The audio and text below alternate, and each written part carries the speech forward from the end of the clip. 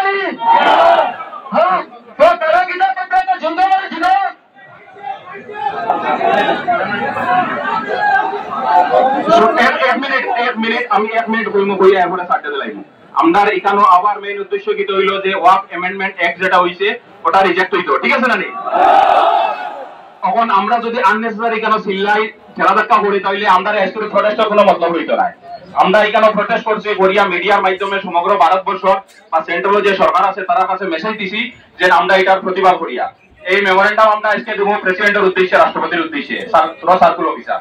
তো এখন যদি আমরা প্রটেস্ট করি এই কারণে মেমোরেন্ডাম দেই না, তাহলে এই প্রটেস্টের কোনো মতলব রইতো না। গতিকে আমরা এখন শান্তিপূর্ণভাবে এই স্যারের কাছে এই মেমোরেন্ডামটা জমা দিব, দেওয়ার পরে তাই কইবা কিটা।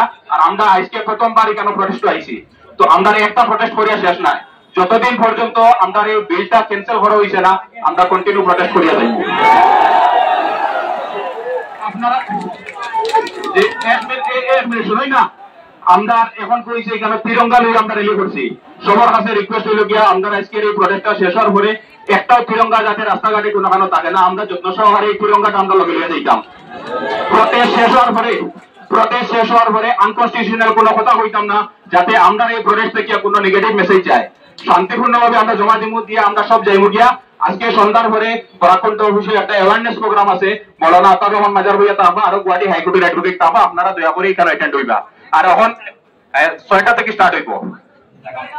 আর এখন আমি রিকোয়েস্ট করবো আমরা এখানে উপস্থিত আছেন সার্কুল অফিসার স্যারে হওয়ার আগে অ্যাডভোকেট ইস্তাফাদার স্যারকে উদ্দেশ্যে সবার পাবলিকের উদ্দেশ্যে কিছু বলার লাগে।